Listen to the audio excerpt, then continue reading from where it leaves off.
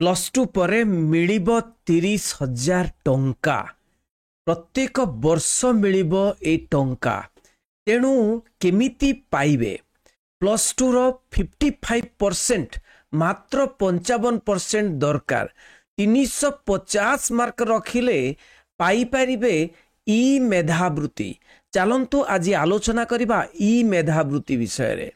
तेणु पिला माने जो बही किनी पारंतिनी एडमिशन करी पारंतिनी किंबा खर्च करी पारंतिनी। तेणु एटा होची सरकार को द्वारा गोटे हेल्प, सरकार को द्वारा गोटे राशि जहा की साहाय्य करिवो समस्त को गरीब पिला मानंको। तेणु एटा होची ई मेधावृत्ति। पिला माने देखंतु समस्त को मिलिबो ई मेधावृत्ति अप्लाई करिले मिलिबो। तेणु government of Odisha higher education department ई मेधावृत्ति करिछि। ई मेधावृत्ति जोटा कि स्टेट रो बजेट रु माने दिया जाउछि एवं इनकम जहार 8 लाख रु कम थिबो, अर्थात इनकम सर्टिफिकेट रे माने वर्ष को बापांकर इनकम 8 लाख रु कम थिबो, अर्थात मासको 80,000 रु कम थिबो। प्रायतः 99% पिला मानकर सेमिति 8 लाख नुहे। तेणु इनकम सर्टिफिकेट बाहर करवा किसी कष्ट काम नुहे। देखंतु पिला माने यूजी मेरिट माने यूजी मेरिट अर्थात प्लस 3 जो माने करूछंती यूजी जो माने करूछंती सेमानंकु 30,000 टंका मिलिबो। 30,000 टंका आ केतटा स्कॉलरशिप मिलिबो 10,000 पिलांकु मिलिबो। 10,000 लैपटॉप जो थिला 30,000 टंका ताहा 15,000 पिला को मिलिथिला। एबे 10,000 पिला को मिलिबो 30,000 टंका। पिला माने समस्त को ए जो वीडियोटी शेयर करिवे बहुत इंपोर्टेंट। आ पीजी पिला को मध्य जदि पीजी करिवे यूजी परे बीए परे एमए करिवे ताले तुमको 30,000 टंका मिलिबो एवं से 30,000 टंका 5,000 पिला को 15,000 करके 2 वर्ष मिलिबो। तेणु एटा आमे आलोचना करिबा योग्यता विषय रे। पिला माने ए जो एलिजिबिलिटी योग्यता तुमे ओडिशार बासिंदा होइतिबा दरकार, रेसिडेंस सर्टिफिकेट रहितिबा दरकार। ओडिशार बासिंदा नहेले ओडिशार पिला न होइतिले पाई परिबो नाही ई मेधावृत्ति। सरकारंकर स्वतंत्र योजना फैमिली इनकम माने एनुअल इनकम बा वार्षिक इनकम 8 लाख रु कम हेबा दरकार। तेणु इनकम सर्टिफिकेट दरकार, रेसिडेंशियल सर्टिफिकेट दरकार, तापर इनकम सर्टिफिकेट दरकार। एकेडमिक अचीवमेंट माने देखंतु जे प्लस टू रे केते मार्क दरकार मिनिमम 55% मार्क दरकार। देखंतु 55% मार्क दरकार।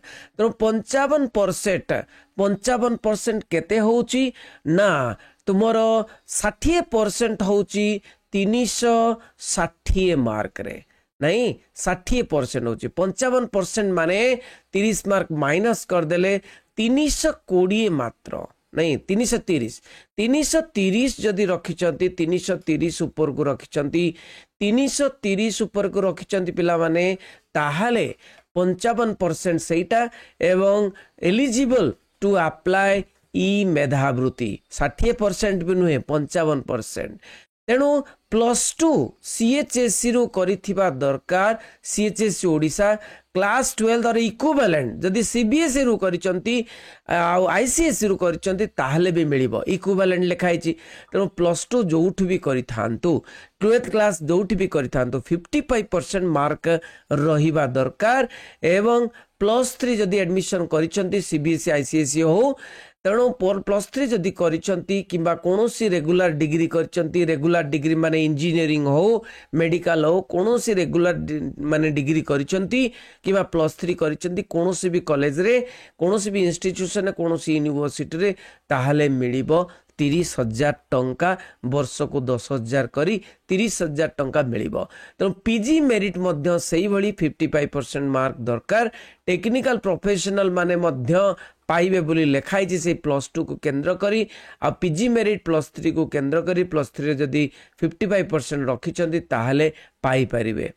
तेणु एप्लिकेशन टाइमिंग पिला माने देख एई जो जिनिसटी बा ई मेधावृत्ति तुमे जेते बेले +3 एडमिशन करि सारिबो सेते बेले बाहरिबो। तेणु +3 आर्ट्स हो साइंस हो कॉमर्स हो समस्ते अप्लाई करि परिबे। अंडर ग्रेजुएट समय रे जदि लैपटॉप मिलिला तो भल कथा, जदि लैपटॉप रो राशि मिलिलानी किमा लैपटॉप राशि मिलिची समस्ते अप्लाई करि परिबे ई मेधावृत्ति। तेणु ई मेधावृत्ति बहुत बहुत इम्पोर्टेंट। तेणु प्रोपोर्शनल स्कॉलरशिप डिस्ट्रीब्यूशन माने प्रत्येक डिस्ट्रिक्ट प्रत्येक ब्लॉक रे केते जण पाइबे से आसीबो। तेणु अप्लाई करबा को किछि असुविधा नाही। ब्लॉक वाइज डिस्ट्रीब्यूट हबो जेमिति लैपटॉप रो 30,000 टंका डिस्ट्रीब्यूट हुए। तेणु फाइनल मेरिट बेस सिलेक्शन हबो, मेरिट बेसिस रे सिलेक्शन हबो। तेणु मेरिट बेसिस रे सिलेक्शन हेले जो माने भी भल मार्क रखिचंती से माने पाई परिबे डिस्ट्रिक्ट वाइज ब्लॉक वाइज। जदि टाई ब्रेक हुए टाई बध्य ब्रेकिंग हबो माने जदि समान नंबर रखिकरी अछंती दुई जण केमिति ब्रेकिंग हबो ता लिखाइछि। एवं duration and scope of scholarship केते ड्यूरेशन ना 3 वर्ष जाक पाइबे 3 वर्ष एवं प्रत्येक वर्ष to get the scholarship amount 2 second and third year भी से माने पाइबे प्रत्येक वर्ष पाइबे। तेणु यूजी मेरिट स्कॉलरशिप जोटा कि बीए बीएससी बीकॉम करूथिले किमा बीबीए पीसीए बीजेएमसी करूथिले भी से माने पाइबे। टेक्निकल पिला मध्य पाइबे जो माने BHMS BAMS B pharma BSc agriculture MBA MCA MTech MSc जहाँ भी करूचंती से माने पाई पारिबे। तेणु कौन कौन दरकार चेकलिस्ट एसेंशियल डॉक्यूमेंट ना रेसिडेंशियल सर्टिफिकेट दरकार जोटा कि वेरीफाई हबो। एनुअल इनकम वेरिफिकेशन दरकार, एकेडमिक रिकॉर्ड जोटा कि तमरो सर्टिफिकेट मार्कशीट दरकार, बैंक अकाउंट निश्चय दरकार, बैंक अकाउंट सहित तुमरो मोबाइल नंबर भी सीडिंग होइतिबा दरकार। एजुकेशनल इंस्टीट्यूशन आइडेंटिफिकेशन तुमरो आई कार्ड दरकार, आईडी कार्ड आइडेंटिटी कार्ड जोटा कि तुमको कहब जे तुम ये एडमिशन नहींच। आधार आइडेंटिफिकेशन दरकार, आधार नंबर समस्त पाखे अच्छी नहीं से माने पाई परिबे। ताले आउ कौन कंडीशन अच्छी जो माने एक्सक्लूजन पाई परिबे नाही। Students enrolled in open university माने जो माने ओपन यूनिवर्सिटी रे पाठ पढ़छन से माने पाई परिबे नाही। Student already in receipt of scholarship जे पाउची से पाई परिबो नाही। ताले in receipt of scholarship under any other scheme अलगा स्कीम रे जो माने थिबे माने से माने पाई परिबे नाही। स्टूडेंट एनरोल इन डिप्लोमा कोर्स से माने पाई परिबे नाही। तेणु आउ कौन अच्छी ना student admitted to education institution not recognised by the माने स्टेट से माने पाई परिबे नाही। स्टूडेंट अंडरटेकिंग स्टडीज एब्रोड बा देश बाहर जो माने करछन से माने पाई परिबे नाही नहीं। तेणु यही भाव में समस्ते पाई परिबे, समस्ते रेसिडेंस जहार थिबो से माने पाई परिबे। ताहले पिला माने आज आमे आलोचना कले ई मेधावृत्ति से माने जो माने कोरिचंती से माने मध्य रिन्यूअल करिवे।